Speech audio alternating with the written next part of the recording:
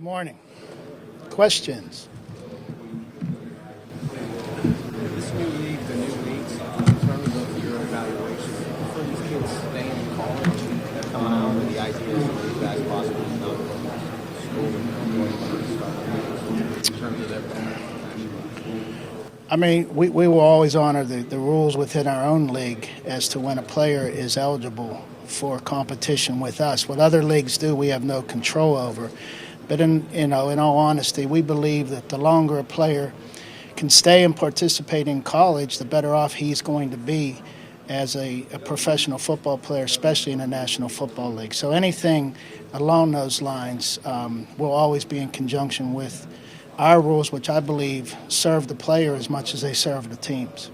Kevin, does a player like Lamar Jackson being in your division and making Mayfield kind of solid quarterback, does that push you to change the way that you build or structure your defense to take that type of quarterback? Well, they're different players than traditionally have been in, but that's been emerging from the college ranks. The college game has leaked into the NFL, and we try to be aware of some of the things that the college game was about and it's starting to be about in our league. So not to talk about a specific player or players, but we recognize that the game is changing and we have to stay as current as possible. Kevin, so Antonio Brown, where do you think stands? Antonio Brown, as we've acknowledged, I mean, we are looking into the possibility of trading him. What we've also acknowledged is we will only make a trade if it benefits the Pittsburgh Steelers. And he knows that, his representation knows that. That's been clearly explained, and we're willing to take a look. And if there's something that can be done to benefit both sides, great. If not, then we'll deal with that when we get to it. It doesn't sound like you're sold on definitely trading. There's a chance he can come back. Again, anything we do has to benefit us. If it doesn't, then we won't. How could trading him, it would really hurt your salary cap? You could lose a great player. How does that benefit the Steelers? Well, again, Antonio Brown's one of the best players in the National Football League. And, we'd like to have him on our team.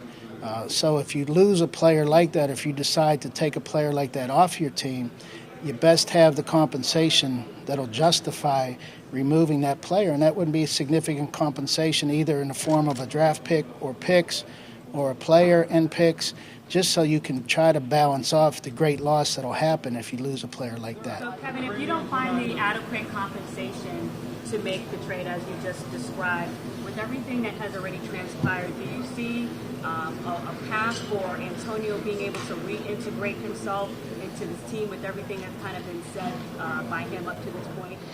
I do. Again, we're always going to look at Antonio Brown as a great player, a great contributor. And if there's something else out there that would offset that, great, we would all do it. If not, then we'll look at, okay, if we don't trade Antonio, he's going to be back with us. What are the benefits? What might be the drawbacks? And we're always going to balance that out. But we certainly, again, we can't say what will happen down the road. As you come out of the combine, different teams have different feelings about the possibilities of not only a trade, but what they might be able to draft. And it could go positively or negatively. But the one thing that doesn't change is Antonio Brown's value, not only to the National Football League, but to the Pittsburgh Steelers. Do you think that type of mending, just in the event that, let's say, you don't find adequate compensation, could happen? When Antonio Brown said that part of the reason why he had left the stadium at that point is because he felt like, Tomlin had conveyed that potentially quit on the team. So you're looking at a chemistry issue with him potentially feeling like he has teammates who think that he, quit on this situation, at least the last time that he was around them at the stadium. So I guess what I'm asking is, given all of that, and if you don't find adequate compensation, do you see a path where those issues could be mended? I've seen players during the course of a game, after a game to the next game, after a season to the next season. Things always change, and that's not uncommon. We've seen it a million times. Players get emotional, players get through it, players come out of it. Teams benefit if they can all manage that, and that's something I know Coach Tomlin's been great at. Coach Tomlin understands and manages player emotions very well.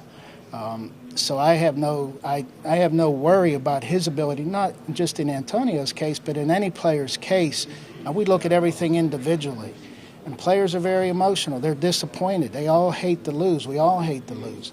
And there's some things that are said during the course of a game, especially right after the game or during the game, that 10 minutes afterwards, it's forgotten. But that's the nature of our sport. So any player moving forward, I think they all change, again, from play to play, game to game, week to week, season to season. And I totally get that that's how you feel. It's just that, after he was run on the treadmill and the whole thing, and you had the interview or the conversation with Mr. Rooney, I mean, it definitely seems like AB is of the mindset that he's moving on. So, I'm wondering if everything that you're saying is equates to how he felt walking away from that conversation with Mr. Rooney. Again, to go to that conversation, and I wasn't in with Mr. Rooney, but afterwards, Antonio asked us if he could post a picture with Mr. Rooney and share his feelings about that. To me, that was a great statement by him that was not mandated by anybody but him. So, to me, that's an indication of where he really is. All the other stuff, listen, he's a great player. He's a huge contributor to us. He will be if he continues with us or wherever he goes. He's still a great player. And lastly, Kevin, I'm so sorry, I just wanted to squeeze this in, only because ESPN did an interview with Antonio Brown, a portion of which was going to air within the hour. And in that comment, AB said that, or tried to convey that, I guess the comment that you're making about Ben Roethlisberger and the 52 kids, and I know you've since clarified that, but that he felt somewhat disrespect by that comment. So I'm just wondering, what's your reaction to AB maybe kind of taking an issue with that comment? Yeah, I mean, the 52 kids comment, if anybody was there for the entire 30 minutes of the interview, they understood what I was saying. And I first put myself first in the blame for the 9-6-1 non-playoff season. So in referencing 52 kids, what I was referencing is Ben Roethlisberger is the only player on our roster that's won a Super Bowl. And I've had that conversation not only with Ben, I had that conversation with Marquise Pouncey. I had that conversation with Cam Hayward right after the season during our exit interviews.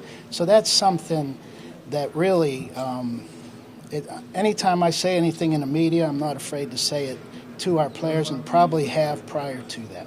How do you feel about the amount of drama that has been following this in the last couple of weeks? I really don't agree with the perception that there's huge drama within the Pittsburgh Steelers locker room.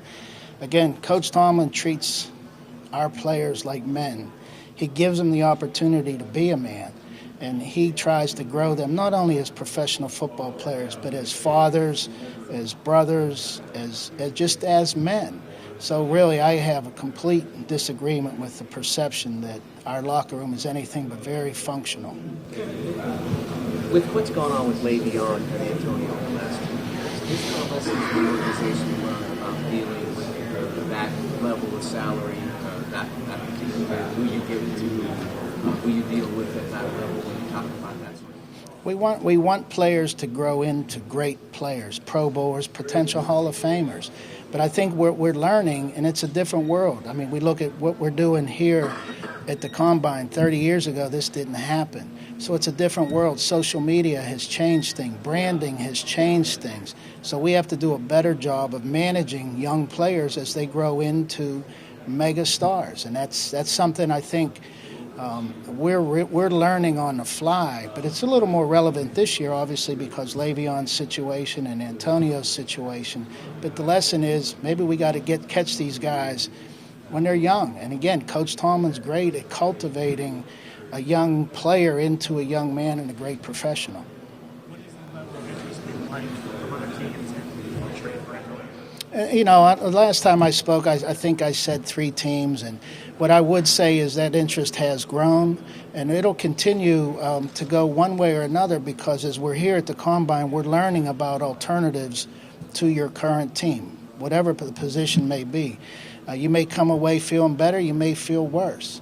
But the one thing that doesn't change is Antonio Brown's value, not only to us, but to anybody else in the National Football League. He is who he is, so we have to weigh that. Other teams have to weigh that against what their alternatives are, and that'll be more clear at the end of this week. Kevin, is there a premium attached to Ideally, you want to trade him to somebody you'll never play, which you don't know. You can't do that because, if you're good enough to get to a Super Bowl, you have to play him anyway.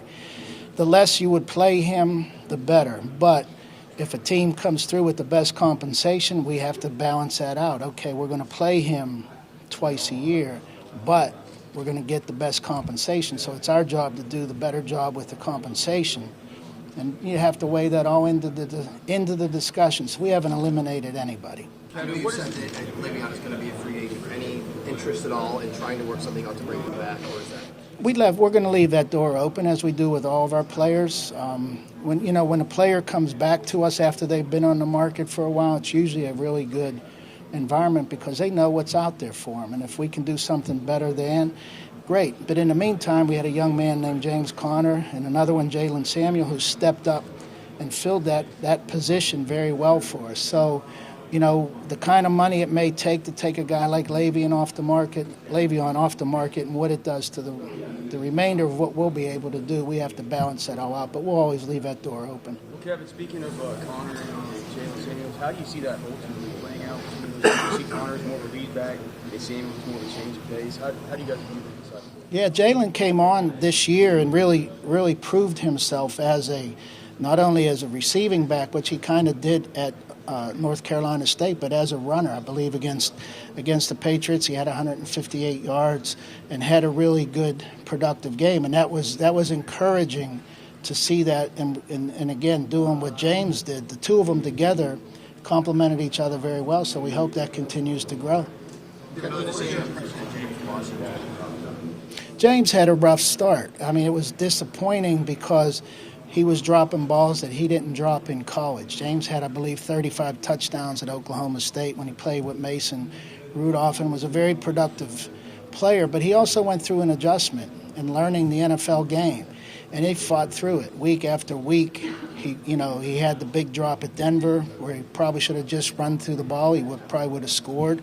But his confidence after that game grew to where he was a contributor down the stretch. So not uncommon for rookie players to go through that, but we had no question about James Washington's ability to catch the football, and now he's starting to show that. How high of a priority would be to bring Jesse James back if you can? What does he bring? Jesse's been a nice complimentary tight end to us. Any of our players that have an opportunity maybe to look elsewhere where they might have a better chance to be a starter, again, we encourage them. Go, look, find out, keep us in the loop. If there's a way we can work it out that's more beneficial to you to come back, great. And as I said, if a player has the opportunity to go out and see what's out there, he's usually more satisfied if he decides to come back. You see the two backup quarterbacks right now, especially like Mason Rudolph. Josh Dobbs did an awesome job last year. He really, he forced his way onto the roster and into the number 2 spot with his play in the preseason. He made a few big plays during the season. The play he made in Baltimore, throwing out of the end zone, basically gave us a big first down, which helped us win that game. Mason Rudolph had a really good preseason, albeit for some typical rookie mistakes. When you look at his statistics over the course of the preseason, it was very good. So it's great to have 2 young quarterbacks in the waiting, and it's not only good for us, but it's good for them because the less they have to play at a young age, usually the better their careers are. So we think we got 2 young guys that can continue to develop. Whatever plays out will maybe affect how you view the draft. I know it's always been the best player available. Does that impact your view on the need for a receiver or whatever? It could. Again, we'll come out of this with a different opinion than we entered. We've scouted all these players. Now we just get some verification on some things we believe, but we'll also get into the free agency process. And a player we thought we might not be able to afford, now maybe we will. And of course, that changes your draft strategy. So this thing continues to unfold really daily. When you get into the interviews, maybe you come away liking a kid better than you did when before the day. So that'll continue to unfold, and as will our strategy. Guys, 2 more questions for Kevin. 2 more. One second. About Antonio Brown for a trade.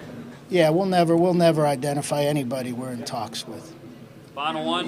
Your interest has grown since you last made a comment about the 3 teams. Even just on a preliminary basis, have any of those teams suggested compensation that would approach anything in your mind as being adequate for what you would actually execute the deal on? I would say, again, everything is very, very preliminary.